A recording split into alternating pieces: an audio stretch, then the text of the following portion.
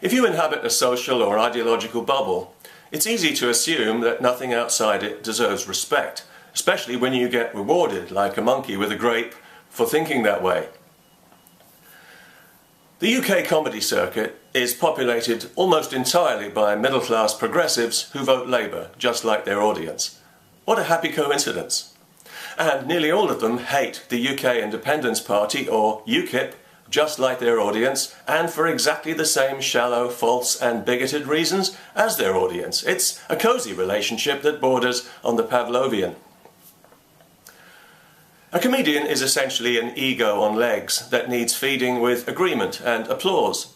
So even if you present yourself as a challenging comedian with a fearlessly nailing the truth posture, you still need to attack the correct targets like the banks and the Tories, the royals, the police, Israel of course, Ukip double of course with an extra of course on top with a cherry on it, and British and American foreign policy generally. This is what your audience wants to hear, and they, like you, are part of that fragile progressive bubble of opinion where the standard response to unwelcome news is to shoot the messenger. So you want to be challenging, but you need to be agreed with, because when progressives don't agree with you, you can often forfeit the right to speak, and being booed off stage might give you a buzz once or twice, but it's not the kind of thing you want to make a habit of if you want to work. So it's not necessarily that comedians are whores, it's just that the poisonous progressive environment they work in naturally attracts the kind of whore they are. Television people are also very much part of the progressive bubble by default. And by default, they all hate Ukip too, for exactly the same shallow, false and bigoted reasons. So when comedy gets on TV, we all know what's coming.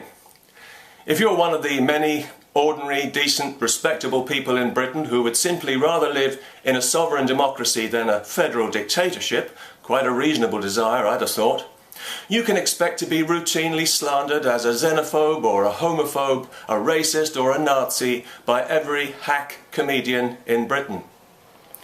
And you can see them on any of those puerile TV shows with the two opposing panels of interchangeable comedy clones and some tiresome clever dick arsehole in the chair.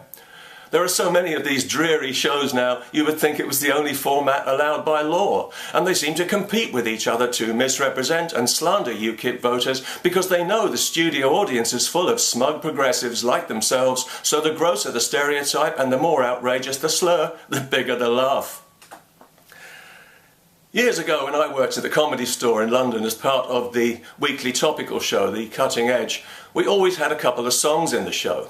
And one of the most popular was a song about the Women's Institute, depicting them essentially as a bunch of reactionaries and fascists, which clearly is not true, and the audience knew it wasn't true, but they enthusiastically bought into the caricature because the Women's Institute represents the kind of people whose values progressive bigots regard with patronising contempt for absolutely no reason. So they were more than happy to join in with the abuse, and the song was a big success. The same thing is happening now with Ukip. Comedians love nothing more than an easy target and a cheap laugh. It saves having to come up with something perceptive or original, which can actually be quite hard. And the progressive comedy audience that suckles them like a sow is more than eager to buy into this lazy caricature, and the more grossly defamatory you can make it, frankly, the better. As a comedian, you know there's nothing you can say about Ukip or its supporters, however unpleasant and untrue, that a comedy audience will object to.